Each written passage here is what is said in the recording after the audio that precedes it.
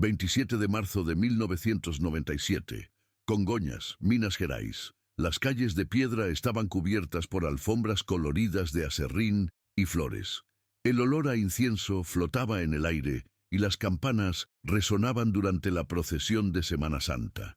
En medio de la multitud, la familia Enrique dos Santos, Alberto, su esposa Rita y los hijos Claudia y Gabriel, seguía en silencio devoto. Al final de aquella noche, nunca más fueron vistos. El viento frío de marzo arrastraba pétalos de rosa desde los balcones coloniales hacia las calles empedradas de Congonhas. La ciudad entera vibraba con una energía sagrada que solo aparecía durante la Semana Santa, cuando miles de peregrinos llegaban para honrar la pasión de Cristo en las iglesias barrocas que coronaban las colinas mineiras. Alberto Enrique dos Santos caminaba con pasos firmes sobre las piedras irregulares, sosteniendo una vela blanca que proyectaba sombras danzantes sobre su rostro curtido por 43 años de trabajo en las minas de hierro. A su lado, Rita ajustaba constantemente el chal negro sobre sus hombros, sus ojos castaños fijos en la imagen del Cristo crucificado que avanzaba lentamente entre la procesión. Sus hijos, Claudia de 16 años y Gabriel de 14, caminaban detrás con la solemnidad que solo los adolescentes pueden mostrar cuando sienten el peso de una tradición familiar. La familia había llegado temprano aquella tarde del Jueves Santo, como hacían cada año desde que Alberto y Rita se casaron en 1979. Habían estacionado su viejo Chevette azul en la Praça da Basílica, junto a decenas de otros vehículos con placas de Sao Paulo, Río de Janeiro y ciudades del interior de Minas. Rita había empacado cuidadosamente una canasta con pão de azúcar y agua bendita, mientras Alberto revisaba por tercera vez la pequeña cámara fotográfica que había comprado el mes anterior en Belo Horizonte. Este año vamos a tener fotos de verdad, había dicho Alberto a Rita mientras guardaba el aparato en el bolsillo de su chaqueta marrón. Claudia ya está grande, Gabriel también. Quiero recordar cómo éramos cuando todavía veníamos todos juntos.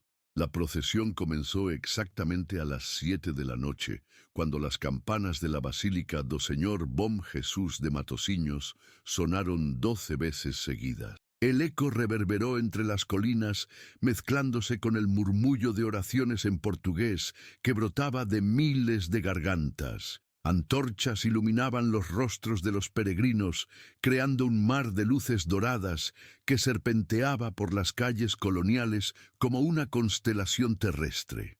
Alberto había tomado la mano de Rita cuando la multitud comenzó a moverse. Ella llevaba el rosario de su abuela, las cuentas de nácar gastadas por décadas de devociones.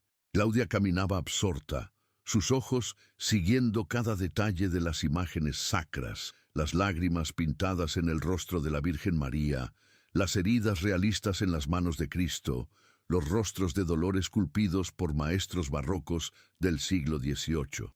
Gabriel, menos interesado en los aspectos religiosos, pero fascinado por la multitud, contaba mentalmente cuántas personas podía ver desde su posición. «Debe haber más de 5.000», le susurró a su hermana. Claudia asintió sin apartar la vista de la procesión. La temperatura había descendido considerablemente después del atardecer. Rita notó que Gabriel no había traído su suéter y le ofreció parte de su chal, pero el adolescente rechazó la oferta con una sonrisa tímida. «Estoy bien, Mai, no hace tanto frío». Mientras la procesión avanzaba hacia la igreja da Boa Morte, Alberto sacó discretamente su cámara y tomó una fotografía de Rita y los niños. El flash iluminó brevemente sus rostros, capturando una expresión de serenidad en Rita, curiosidad en Gabriel y una sonrisa casi imperceptible en Claudia. Esa sería la última imagen que alguien tomaría de la familia Enrique dos Santos. A las 8:15, la procesión llegó a la plaza central, donde se había construido un altar temporal decorado con lirios blancos y velas rojas. El padre Antonio Silveira, párroco de la Basílica desde 1985, comenzó a leer pasajes del Evangelio de San Juan. Su voz, amplificada por altavoces colocados estratégicamente, llegaba hasta los rincones más alejados de la multitud. Y Pilatos les dijo: «¿Qué haré, pues, de Jesús llamado el Cristo?». Resonaba la lectura bíblica mientras el viento hacía temblar las llamas de miles de velas.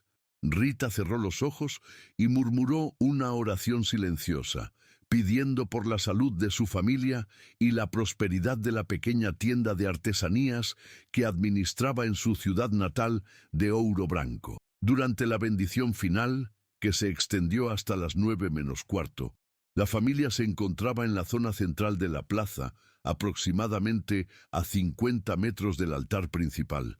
Varias personas los recordarían después. Una señora de São Paulo porque Gabriel le había cedido su lugar para que pudiera ver mejor. Un comerciante local porque Alberto le había comprado un terço de madeira para Rita. Una joven universitaria porque Claudia la había ayudado a encender su vela cuando el viento la apagó. Cuando terminó la ceremonia y la multitud comenzó a dispersarse lentamente hacia las calles adyacentes, la familia Enrique dos Santos simplemente se desvaneció entre las sombras. Donato Ferreira, dueño de un bar cercano a la plaza, fue quien notó primero algo extraño. Mientras recogía las sillas plásticas que había colocado en la acera para los peregrinos, vio el Chevette azul todavía estacionado en la Plaza da Basílica. Eran casi las 11 de la noche, y la mayoría de los visitantes ya había partido hacia sus ciudades de origen o hacia las posadas locales. «Pensé que tal vez habían ido a cenar a algún lugar», diría Donato más tarde a los investigadores. Pero me pareció raro porque el carro tenía placas de Ouro Branco, y normalmente la gente de allá regresa la misma noche. A la medianoche, cuando las calles estaban prácticamente vacías y solo quedaban los empleados municipales limpiando los restos de la procesión, el Chevette seguía ahí. Las llaves estaban en el contacto, las puertas sin seguro. En el asiento trasero, los investigadores encontrarían después una canasta con restos de comida, una botella de agua casi vacía y la chaqueta de Gabriel, cuidadosamente doblada. En el portaequipajes había una pequeña maleta con ropa de cambio para 4 personas, souvenirs religiosos comprados en Congonhas y casi en un sobre Manila, 900 reales en efectivo que Alberto había retirado del banco esa misma mañana para gastos del viaje. Pero de Alberto, Rita, Claudia y Gabriel no había el menor rastro. La primera hipótesis de la policía militar fue que la familia había decidido quedarse en Congonhas para participar en las celebraciones del Viernes Santo y había encontrado hospedaje en alguna casa particular. Sin embargo, cuando los oficiales comenzaron a revisar las posadas, hoteles y casas de huéspedes de la ciudad, nadie recordaba haber visto a los 4. El viernes 28 de marzo amaneció gris y lluvioso. Las gotas caían persistentemente sobre las piedras coloniales, lavando los restos coloridos de la procesión de la noche anterior. En Ouro Branco, Francisco Duarte, hermano mayor de Rita, comenzó a preocuparse cuando su hermana no atendió las llamadas telefónicas a su casa. «Rita siempre llamaba cuando llegaban bien de los viajes», explicaría Francisco posteriormente. «Y si se quedaban más tiempo, me avisaba. Era muy cuidadosa con esas cosas». A las 2 de la tarde del viernes, Francisco condujo hasta Congonhas, acompañado por su esposa Marlene. Encontraron el Chevette exactamente donde lo había visto Donato la noche anterior, pero ahora rodeado por una cinta amarilla de la policía. Un sargento de la policía militar les confirmó lo que ya temían. La familia había desaparecido sin dejar explicaciones. Durante el resto de aquel Viernes Santo, mientras los peregrinos continuaban llegando a Congonhas para las ceremonias del día, Francisco y Marlene recorrieron cada rincón de la ciudad histórica.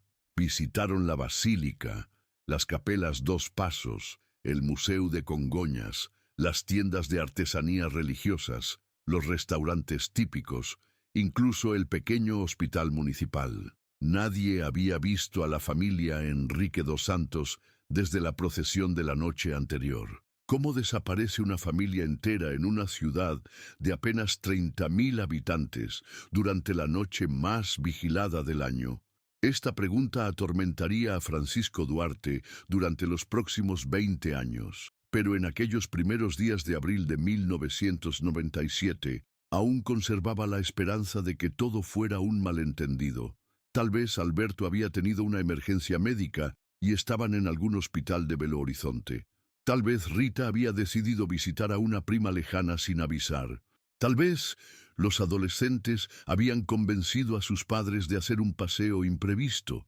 Pero el Chevette azul seguía estacionado en la Plaza da Basílica, acumulando multas de estacionamiento que nadie vendría a pagar. La investigación oficial comenzó el sábado 29 de marzo, cuando el delegado Mario Augusto Silva asumió personalmente el caso. Silva, un hombre de 52 años con experiencia en desapariciones en la región montañosa de Minas Gerais, organizó el operativo más extenso que Congonhas había visto en décadas. 4 personas no se evaporan, declaró Silva a los periodistas de O Estado de Minas que llegaron el domingo de Pascua para cubrir la historia. Hay explicaciones lógicas para todo. Solo necesitamos encontrar las pistas correctas. El primer paso fue entrevistar sistemáticamente a todos los testigos de la procesión. La tarea parecía imposible. Se estimaba que entre 4 y 5.000 personas habían participado en la ceremonia del Jueves Santo, la mayoría de ellas visitantes de otras ciudades que ya habían regresado a sus hogares. Sin embargo, Francisco Duarte no se conformó con esperar los resultados oficiales. Acompañado por Marlene, su esposa, y por 2 primos de Rita que vivían en Belo Horizonte, organizó su propia búsqueda paralela.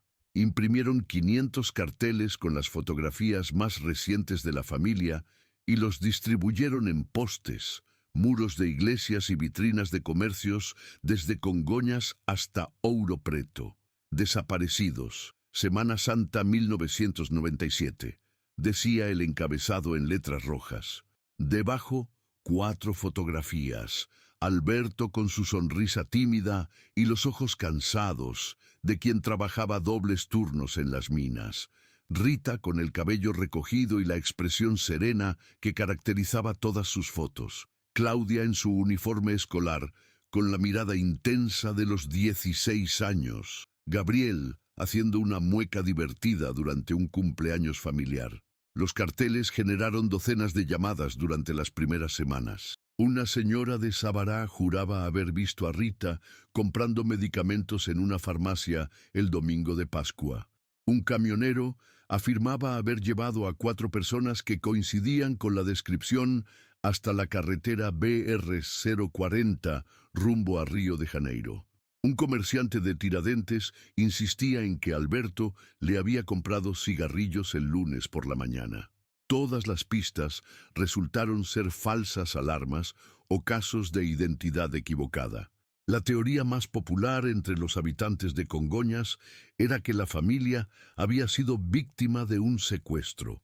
En 1997, Brasil vivía una ola de crímenes contra turistas, especialmente durante festivales religiosos donde circulaba mucho dinero en efectivo. Sin embargo, esta hipótesis tenía fallas evidentes. Ningún secuestrador habría dejado 900 reales intactos en el portaequipajes del carro y nunca se recibió pedido de rescate alguno. La segunda teoría apuntaba a un accidente. Las colinas alrededor de Congonhas estaban llenas de minas abandonadas de hierro y oro, pozos profundos que podían tragarse a una persona sin dejar rastro. Pero, ¿cómo explicar que 4 personas cayeran al mismo tiempo en el mismo lugar? ¿Y por qué estarían paseando por zonas peligrosas durante la noche? El padre Antonio Silveira, quien había dirigido la ceremonia del Jueves Santo, ofreció una perspectiva diferente durante una misa dominical de abril. Tal vez el Señor los llamó de una manera que no podemos comprender. Tal vez su fe era tan pura que fueron elevados directamente al cielo. Esta interpretación mística encontró eco entre algunos fieles, pero incomodó profundamente a Francisco Duarte. Mi hermana era devota, sí, pero también era práctica, replicó en una carta enviada al periódico local. Rita no desaparecería dejando a su familia preocupada. Algo terrible pasó aquí y merecemos respuestas.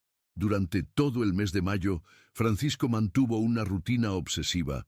Cada mañana conducía desde Ouro Branco hasta Congoñas. Estacionaba en la misma plaza donde había estado el chevet de su cuñado y caminaba por las calles durante horas, preguntando a comerciantes, taxistas, empleados municipales y cualquier persona que estuviera dispuesta a escuchar. Marlene lo acompañaba los fines de semana, cargando termos de café y sándwiches que repartía entre los voluntarios que se sumaron a la búsqueda. Un grupo de estudiantes universitarios de Belo Horizonte organizó batidas en las áreas rurales cercanas. Empleados de la prefeitura revisaron archivos de hospitales y morgues en un radio de 200 kilómetros. Incluso llegaron psíquicos y videntes de Sao Paulo, ofreciendo sus servicios de forma gratuita, pero cada día que pasaba, la esperanza se desvanecía un poco más.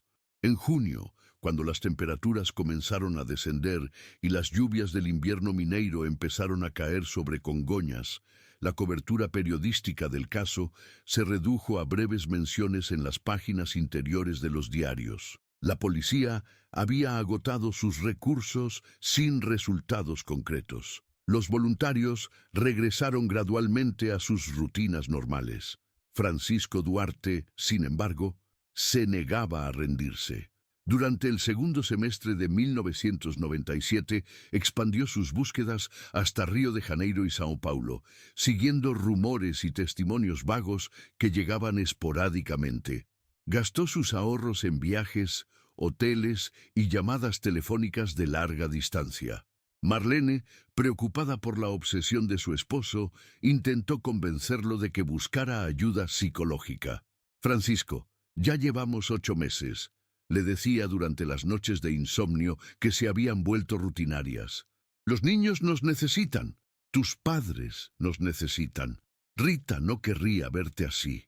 Pero Francisco había desarrollado una teoría propia que no podía abandonar.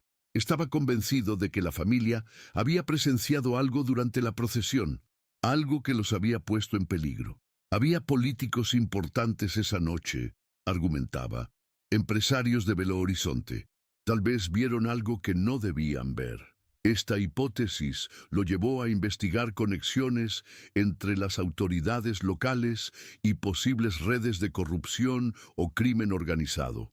Pasó semanas en archivos públicos revisando contratos municipales, licitaciones y registros de propiedades.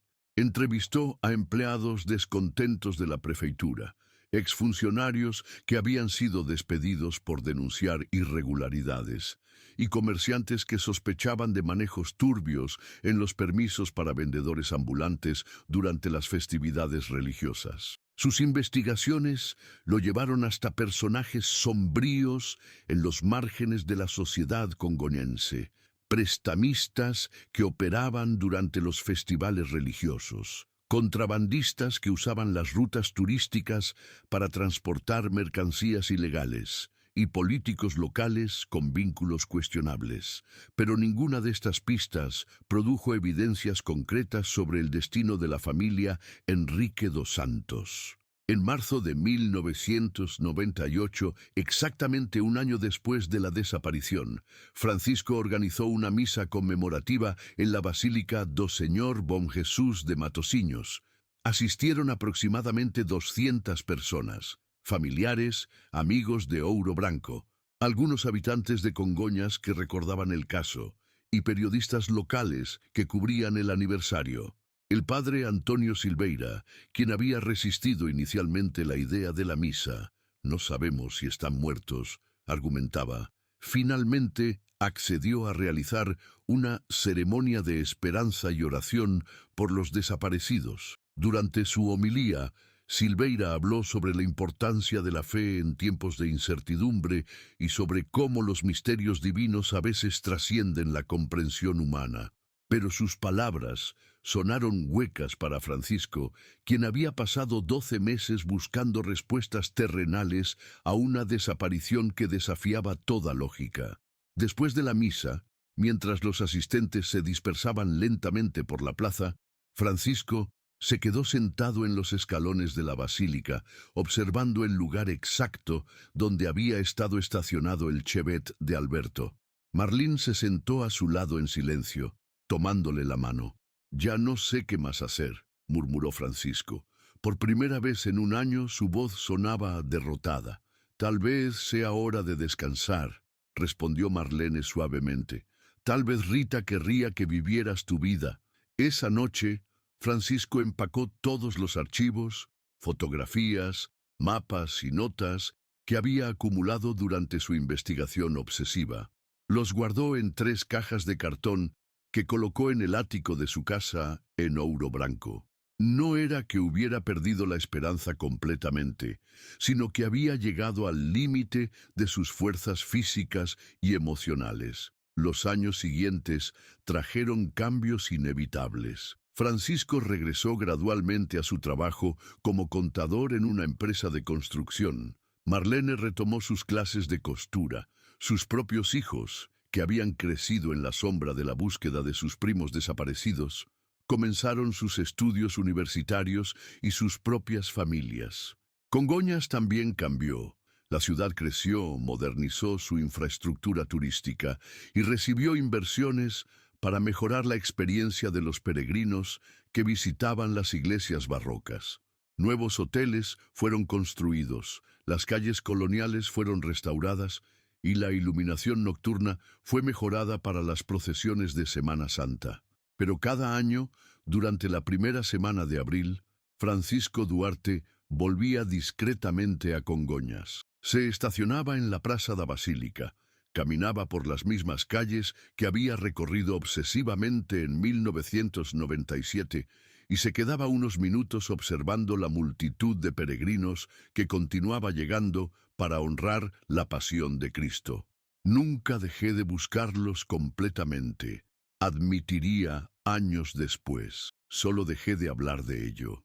Para 2005, el caso de la familia Enrique dos Santos había adquirido el estatus de leyenda urbana en la región. Los guías turísticos ocasionalmente lo mencionaban durante los recorridos históricos y algunos periodistas independientes escribían artículos especulativos cada 5 años, coincidiendo con los aniversarios redondos. Pero la mayor parte del tiempo, la desaparición permanecía enterrada en archivos policiales cerrados y en la memoria cada vez más difusa de los habitantes locales que habían vivido aquellos días de búsqueda frenética. En 2010, cuando Congonhas fue declarada Patrimonio Mundial de la Humanidad por la UNESCO, la ciudad experimentó un boom turístico que trajo miles de visitantes adicionales cada año. Las procesiones de Semana Santa se volvieron más organizadas, con mayor presencia policial y sistemas de seguridad modernos. Francisco Duarte, ahora con 60 años y cabello completamente gris, observaba estos cambios con sentimientos mezclados. Por un lado, se sentía tranquilizado por las mejoras en seguridad que podrían prevenir futuras desapariciones. Por otro lado, tenía la sensación de que la Congonhas moderna estaba borrando gradualmente las huellas de la Congonhas donde su hermana había desaparecido. «Es como si quisieran que nadie recordara», le confió a Marlene durante una de sus visitas anuales en 2015. «Mapu, como si una familia desaparecida fuera malo para el turismo». Pero Francisco se equivocaba en algo fundamental. Alguien sí recordaba, con una precisión que él jamás habría imaginado. Y en 2017, esos recuerdos finalmente saldrían a la luz. La Capela do Senhor dos Passos, número 3, había resistido 200 años de lluvia, viento y el peso silencioso del tiempo, Pero en abril de 2017, sus piedras barrocas comenzaron a mostrar grietas que preocuparon a los restauradores del patrimonio histórico de Congoñas. Marcos Avelar nunca había imaginado que su decisión de ayudar como voluntario en los trabajos de conservación lo convertiría en la persona que resolvería el misterio más persistente de la ciudad. Era un ingeniero civil de 38 años, oriundo de Juiz de Fora, que había llegado a Congoñas 3 años antes para trabajar en un proyecto de modernización del sistema de alcantarillado. Lo que comenzó como un contrato temporal se había convertido en residencia permanente cuando Marcos se enamoró tanto de la arquitectura colonial como de Fernanda, una profesora de historia local con quien se había casado en 2016. Durante la Semana Santa de 2017, Marcos se había ofrecido para colaborar con el Instituto do Patrimonio Histórico e Artístico Nacional, IFAN, en tareas de mantenimiento preventivo de las capelas. Su experiencia en construcción era valiosa para identificar problemas estructurales menores antes de que se convirtieran en daños costosos. El miércoles 12 de abril, exactamente 20 años después de la desaparición de la familia Enrique dos Santos, Marcos trabajaba solo en la capela do Señor dos Passos número 3, ubicada en la subida hacia el santuario do Bom Jesús.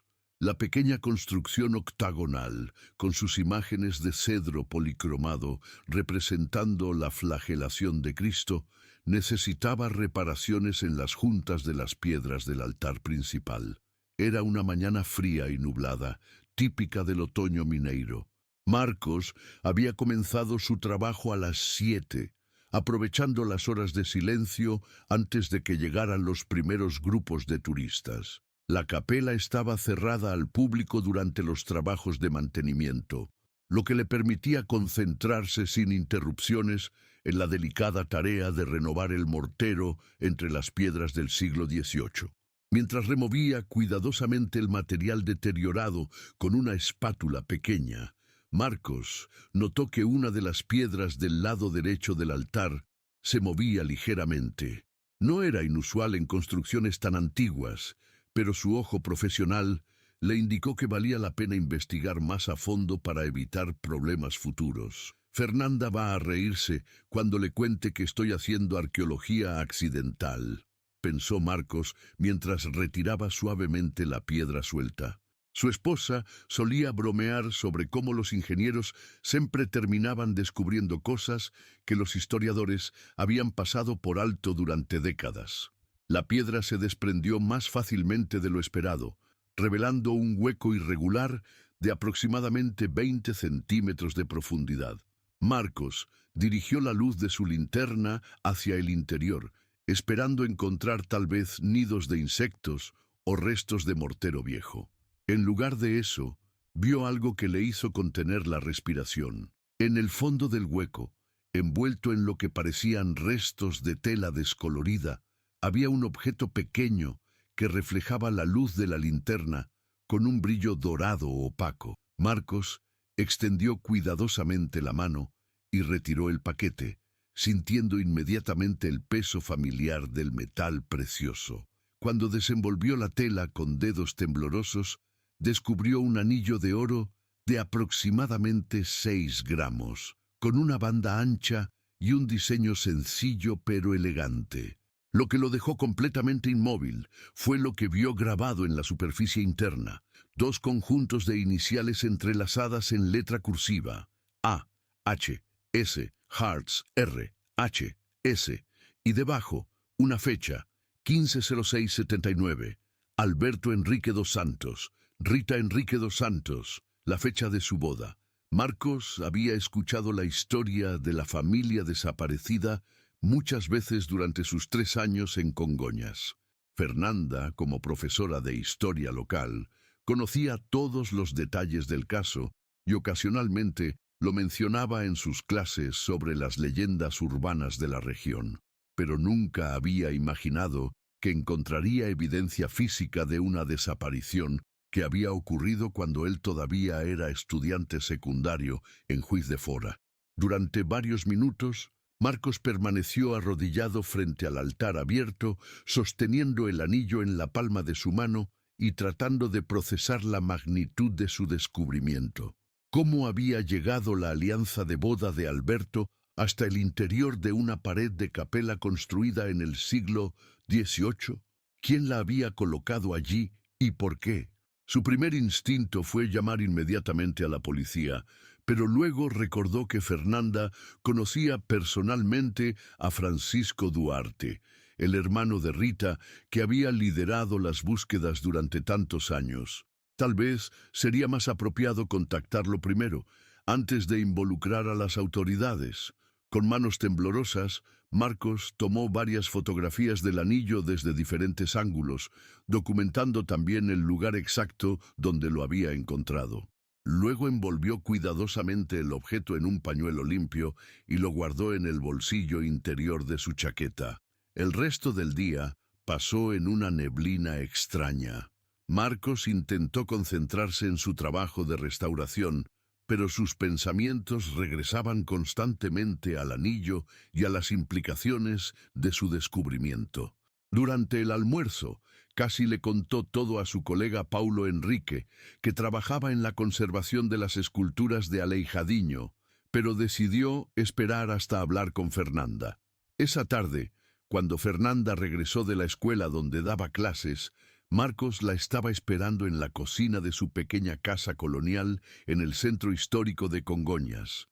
Tenía el anillo sobre la mesa, junto a las fotografías que había impreso en una tienda del centro. «Amor, necesito que me digas si estoy volviéndome loco», comenzó Marcos. «¿Estas iniciales te dicen algo?» Fernanda se acercó a la mesa, ajustándose los anteojos para examinar las fotografías. Cuando vio las iniciales grabadas, su rostro se puso completamente pálido. «Dios mío», murmuró, «¿dónde encontraste esto?» Marcos le contó toda la historia, la piedra suelta en la capela, el hueco oculto, el momento exacto del descubrimiento. Fernanda escuchaba en silencio, tomando el anillo entre sus dedos y examinándolo con la precisión de una historiadora acostumbrada a analizar artefactos antiguos. «El peso es correcto para oro de 18 quilates», dijo después de unos minutos. «La caligrafía de las iniciales es consistente con el estilo de grabado que se usaba en los años 70. Y la fecha», hizo una pausa, consultando algunas notas en su teléfono. 15 de junio de 1979. Coincide exactamente con la fecha de boda que Francisco Duarte mencionó en una entrevista del 2007. Pero lo que más inquietaba a Fernanda era la ubicación del descubrimiento. «Marcos, esa capela fue restaurada completamente en 1994, 3 años antes de la desaparición. Si el anillo estaba dentro de la pared, alguien tuvo que colocarlo ahí después de 1994, pero antes de que las piedras se sellaran definitivamente. Esto significaba que quien había escondido el anillo tenía conocimientos específicos sobre la construcción de las capelas, acceso a herramientas especializadas y la habilidad para abrir y cerrar una pared de piedra sin dejar rastros visibles. «¿Conoces a Francisco Duarte?», preguntó Marcos. «Lo he visto en algunas conmemoraciones, pero no tengo su contacto directo. Sin embargo, sé que Marlene, su esposa, trabaja en la biblioteca municipal. Puedo hablar con ella mañana». Esa noche, ninguno de los dos durmió bien. Fernanda pasó horas investigando en Internet todos los detalles que pudo encontrar sobre el caso de la familia Enrique dos Santos, mientras Marcos revisaba obsesivamente las fotografías del anillo, buscando pistas adicionales que hubiera pasado por alto. A la mañana siguiente, Fernanda llegó temprano a la biblioteca municipal y encontró a Marlene Duarte organizando libros en la sección de historia local. Era una mujer de aproximadamente 60 años, cabello gris recogido en un moño sencillo, con la expresión serena de quien ha aprendido a vivir con tristezas permanentes. «Disculpe, señora Marlene», comenzó Fernanda con cuidado. «Soy Fernanda Avelar, profesora de historia en la escuela estadual. Mi esposo es el ingeniero que está trabajando en las restauraciones de las capelas. Marlene levantó la vista de los libros, sonriendo cordialmente. Ah, sí, he visto a su esposo trabajando. Es muy cuidadoso con las piedras antiguas. ¿En qué puedo ayudarla? Fernanda respiró profundamente antes de continuar.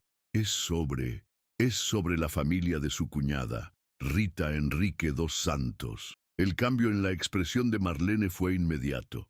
La sonrisa se desvaneció y sus manos se detuvieron sobre los libros que estaba organizando.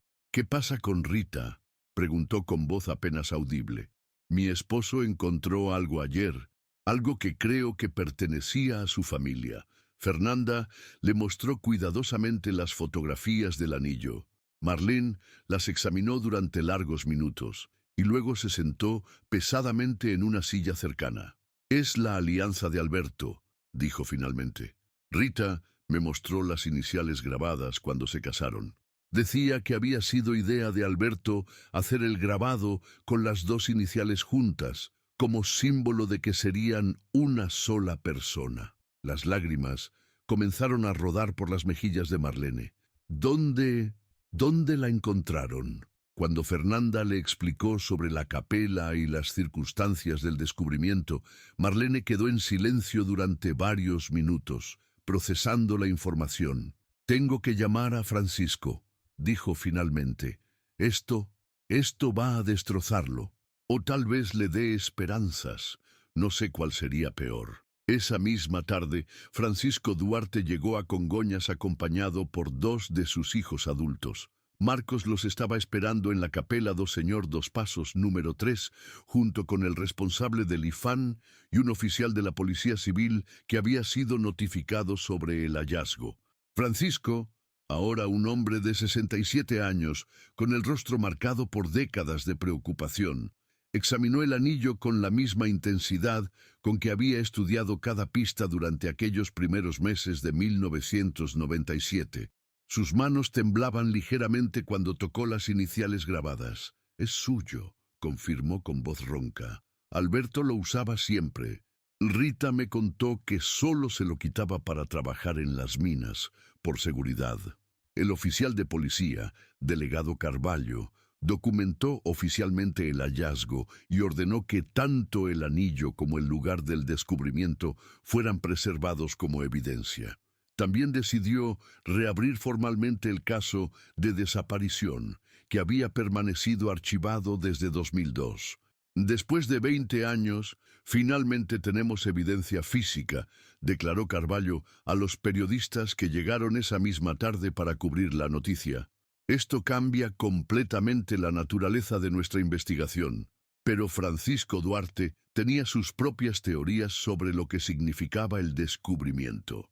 Esa noche, en la casa de Marcos y Fernanda, donde había sido invitado para cenar, compartió sus pensamientos sobre las posibles implicaciones del anillo oculto. Alguien quería que esto fuera encontrado eventualmente, dijo Francisco mientras examinaba nuevamente las fotografías del hueco en la pared. Pero no inmediatamente. Lo escondieron en un lugar donde solo sería descubierto durante trabajos de restauración profunda. ¿Como una especie de cápsula del tiempo?, preguntó Fernanda. Exactamente. ¿Pero por qué? ¿Quién tenía acceso a esa capela después de 1994? ¿Y por qué esconder específicamente la alianza de Alberto? Marcos había estado pensando en las mismas preguntas desde el momento del descubrimiento. He estado revisando los registros de restauración de esa capela. Entre 1994 y 1997, solo 3 personas tuvieron acceso autorizado para trabajar en el interior. El maestro cantero, responsable de las reparaciones finales, un especialista en conservación de imágenes sacras y... Hizo una pausa significativa. ¿Y quién más?, preguntó Francisco. El sacristán de la época, un hombre llamado Benedito Oliveira, que trabajaba para la parroquia desde 1985 y tenía llaves de todas las capelas. Francisco escribió el nombre en una libreta pequeña que siempre llevaba consigo. Durante 20 años había llenado docenas de libretas similares con nombres, fechas, direcciones y teorías sobre la desaparición de su hermana. «Mañana voy a buscar a ese Benedito Oliveira», declaró.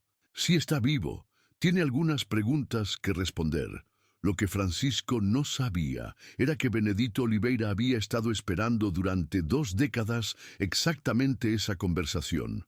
Benedito Oliveira tenía 74 años cuando Francisco Duarte finalmente tocó la puerta de su pequeña casa en el barrio San José, en las afueras de Congonhas.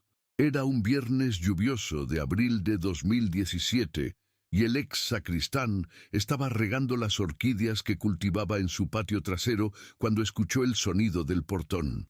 Durante 20 años, Benedito había imaginado ese momento.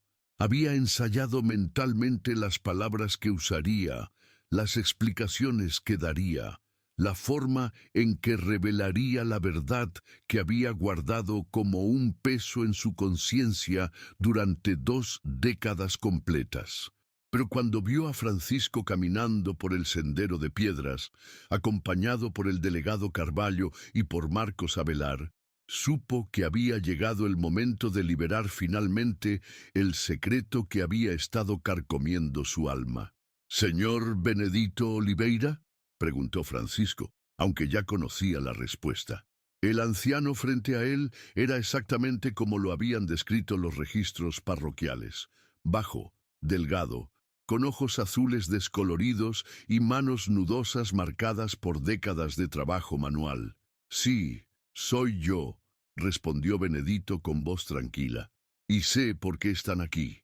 Los invitó a entrar en su sala modesta, decorada con imágenes religiosas y fotografías familiares. El aroma de café recién hecho flotaba en el aire, y Benedito sirvió 4 tazas mientras organizaba mentalmente por dónde comenzar la historia más difícil de su vida.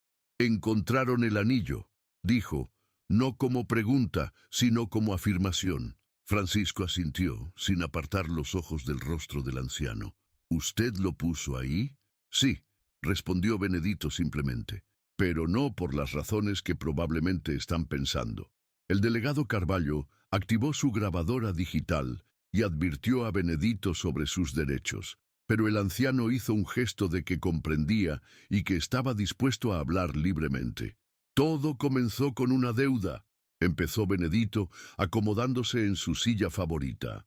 «Una deuda que no era mía, pero de la cual me había hecho responsable».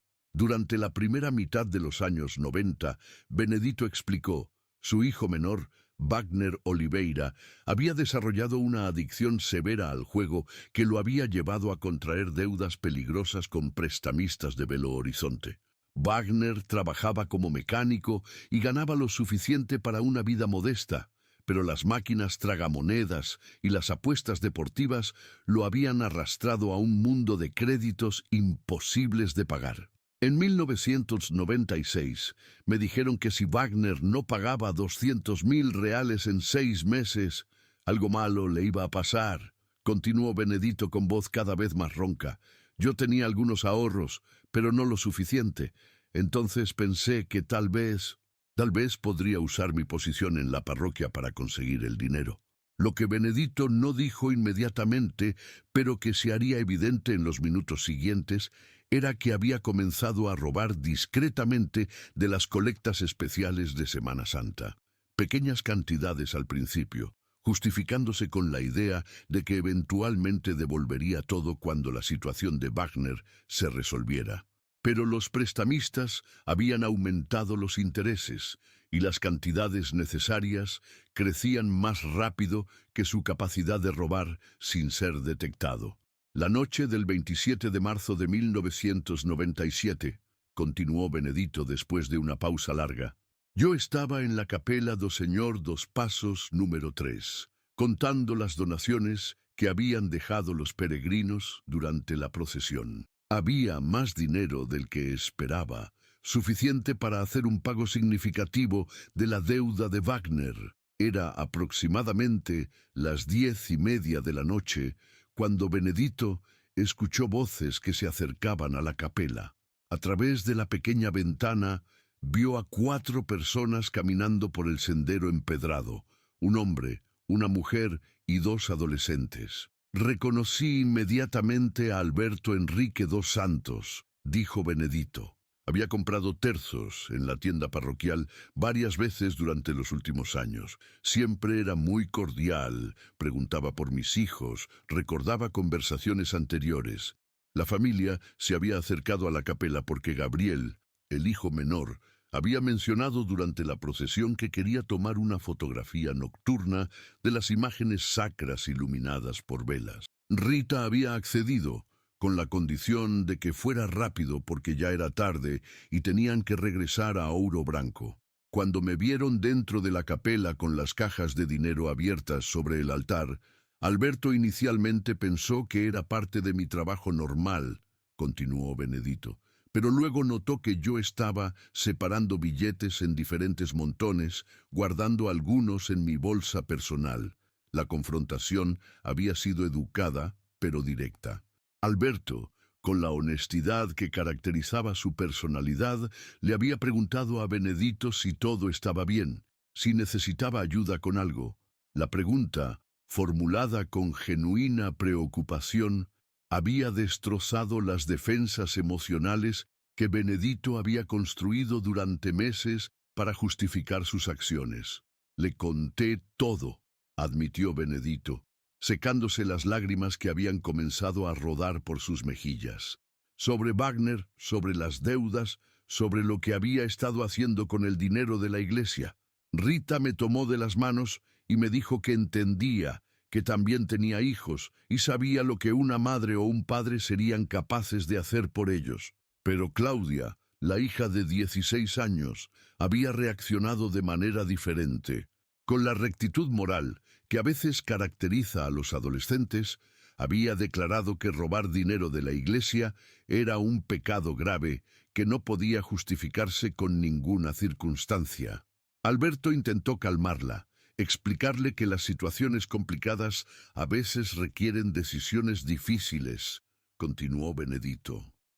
Pero Claudia insistía en que teníamos que llamar al padre Silveira inmediatamente, que no era correcto encubrir un robo. La discusión había continuado durante varios minutos, con Rita y Alberto tratando de encontrar un punto medio entre ayudar a Benedito y hacerlo moralmente correcto. Gabriel, el hijo menor, permanecía en silencio, obviamente incómodo con la situación, pero respetando las opiniones de sus padres. Fue durante esta conversación cuando apareció la persona que cambiaría trágicamente el curso de los eventos. Wagner llegó aproximadamente a las 11, dijo Benedito, su voz ahora apenas un susurro. Había venido a buscarme porque los prestamistas habían llamado esa misma tarde, amenazando con hacerle daño si no recibían un pago parcial antes del viernes. Wagner Oliveira, de 26 años en ese momento, tenía el perfil típico de alguien destruido por la adicción al juego, nervioso, paranoico, desesperado. Cuando vio a la familia Enrique dos Santos en la capela, discutiendo con su padre sobre dinero robado, interpretó la situación como una amenaza directa a su supervivencia. Wagner pensó que ellos iban a denunciarme, que yo iría a la cárcel y que él perdería la única fuente de dinero que tenía para pagar sus deudas, explicó Benedito. Entró en pánico completo.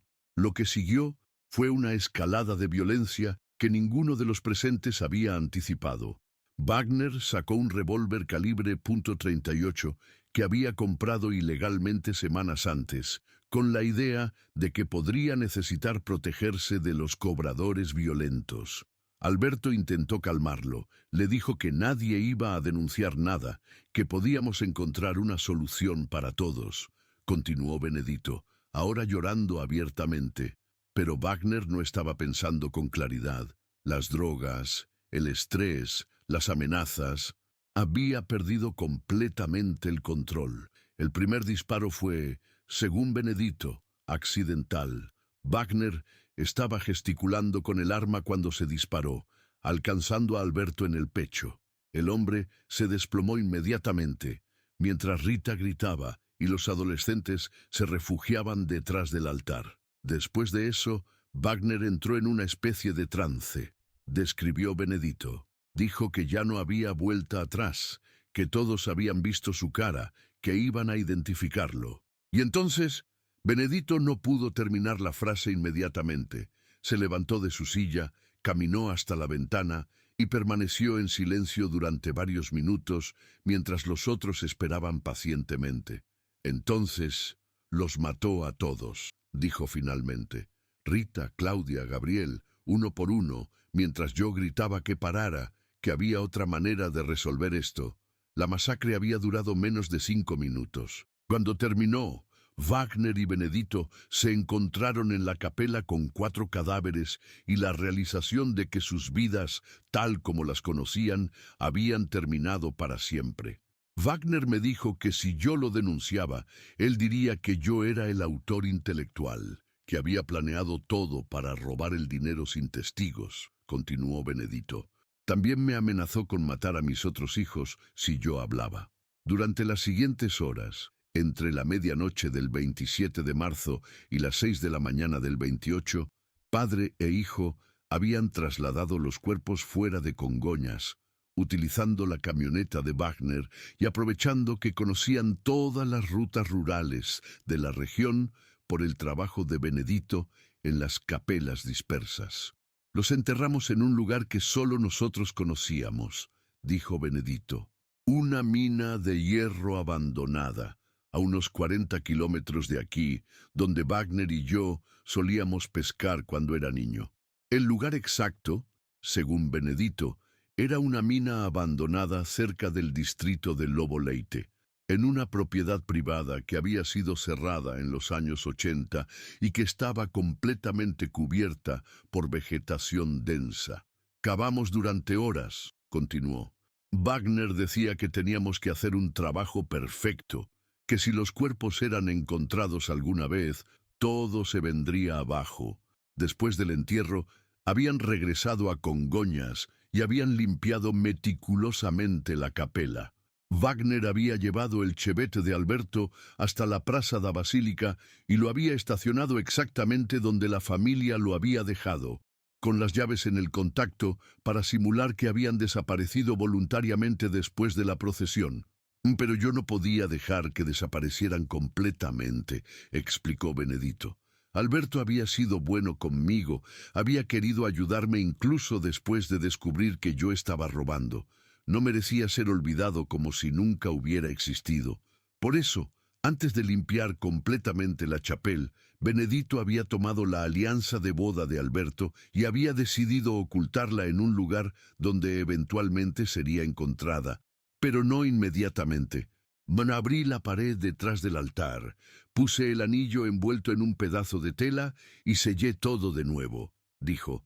Era mi manera de asegurarme de que algún día, cuando estuviera muerto, y ya no importara lo que me pasara, alguien sabría que Alberto Enrique dos Santos había estado aquí. Wagner Oliveira nunca había superado la culpa y el trauma de aquella noche. Según Benedito, había continuado bebiendo y usando drogas hasta que murió en un accidente de tráfico en 2003, posiblemente intencional. Los últimos años de Wagner fueron terribles, dijo Benedito. No podía dormir, tenía pesadillas constantes, veía sus caras en todas partes. Creo que al final decidió que era mejor estar muerto que seguir viviendo con lo que había hecho.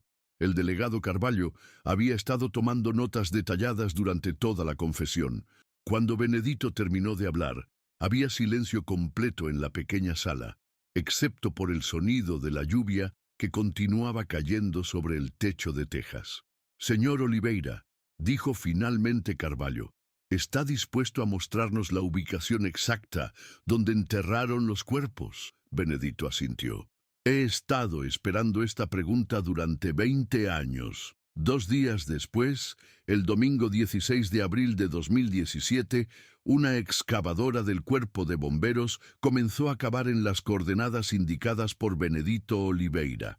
Francisco Duarte estaba presente, junto con representantes del Instituto Médico Legal, arqueólogos forenses y periodistas de todo Brasil que habían viajado para cubrir la resolución de uno de los casos de desaparición más misteriosos de Minas Gerais.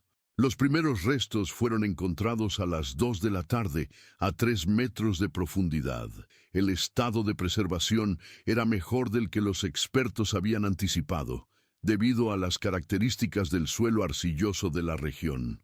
Durante las siguientes 6 horas, los especialistas exhumaron cuidadosamente los restos de Alberto Enrique dos Santos, de 43 años, Rita Enrique dos Santos, de 41 años, Claudia Enrique dos Santos, de 16 años, y Gabriel Enrique dos Santos, de 14 años. Francisco Duarte permaneció en silencio durante todo el proceso, sostenido por Marlene y por sus hijos adultos. Cuando finalmente confirmaron la identidad de los cuerpos a través de registros dentales y objetos personales, Francisco se arrodilló sobre la tierra húmeda y lloró por primera vez en 20 años. Finalmente, puedo enterrarlos como se merecían, murmuró. Finalmente Rita puede descansar en paz. El funeral de la familia Enrique dos Santos se realizó el miércoles 19 de abril de 2017, exactamente 20 años después de su desaparición. Miles de personas llegaron a Congonhas para acompañar el cortejo, incluyendo habitantes que recordaban las búsquedas originales, autoridades municipales y peregrinos que habían seguido la historia a través de los medios de comunicación. El padre Antonio Silveira, ahora con 78 años, dirigió la misa de cuerpo presente en la Basílica do Senhor Bom Jesús de Matosinhos. Durante su homilía, habló sobre la importancia del perdón, sobre los misterios de la voluntad divina y sobre cómo la verdad siempre encuentra una manera de salir a la luz sin importar cuánto tiempo tome. Benedito Oliveira fue arrestado inmediatamente después de su confesión y acusado de complicidad en homicidio múltiple y ocultación de cadáveres. Debido a su edad avanzada y a su cooperación completa con las autoridades, recibió una sentencia de 8 años de prisión, de los cuales cumpliría la mitad en régimen semiabierto. No busco perdón, declaró Benedito durante su audiencia de sentencia. Solo espero que la familia de Rita pueda encontrar alguna paz sabiendo la verdad. Marcos Avelar, el ingeniero que había encontrado el anillo, continuó trabajando en la restauración de las capelas de Congonhas. Sin embargo, nunca más pudo trabajar en la Capela do Senhor dos Passos, número 3, sin pensar en la noche de 1997, cuando una familia inocente había tropezado accidentalmente con un secreto que les costaría la vida. La historia de la familia Enrique dos Santos se convirtió en un caso de estudio sobre cómo las adicciones pueden destruir vidas inocentes, sobre la importancia de buscar ayuda profesional para problemas financieros y sobre las consecuencias imprevistas que pueden resultar de decisiones desesperadas. Pero para Francisco Duarte, ahora de 67 años, la resolución del misterio trajo un tipo de paz que no había experimentado en 2 décadas. Finalmente podía visitar las tumbas de Rita, Alberto, Claudia y Gabriel en el cementerio de Ouro Branco, llevarles flores cada domingo y hablarles sobre sus nietos que nunca tuvieron la oportunidad de conocer. Durante 20 años, me pregunté qué había pasado, dijo Francisco durante una entrevista en el primer aniversario del descubrimiento de los cuerpos. Ahora sé que Rita murió siendo la misma persona generosa que siempre fue, tratando de ayudar a alguien en problemas. Eso me da consuelo. El anillo de boda de Alberto fue devuelto a la familia después de que terminara su función como evidencia legal. Francisco decidió enterrarlo junto con los restos de su cuñado, para que Alberto y Rita pudieran descansar juntos para siempre, como habían prometido hacer 38 años antes durante su boda en la pequeña iglesia de Ouro Branco. La Capela do Senhor dos Passos, número 3, fue restaurada completamente y reabierta al público en 2018. Una pequeña placa de bronce, colocada discretamente en la base del altar, recuerda a los visitantes que a veces la verdad espera pacientemente en lugares inesperados, hasta que llega el momento adecuado para ser revelada. Cada año, durante la Semana Santa, Francisco Duarte regresa a Congoñas para participar en la misma procesión donde su hermana desapareció. Camina por las mismas calles empedradas, observa las mismas imágenes barrocas y escucha las mismas campanas que sonaron aquella última noche cuando Rita, Alberto, Claudia y Gabriel siguieron devotamente la pasión de Cristo. Pero ahora, cuando Francisco mira hacia las colinas que rodean la ciudad histórica, ya no se pregunta dónde están sus familiares desaparecidos. Finalmente, después de 20 años de búsqueda incansable, Francisco Duarte sabe exactamente dónde encontrarlos.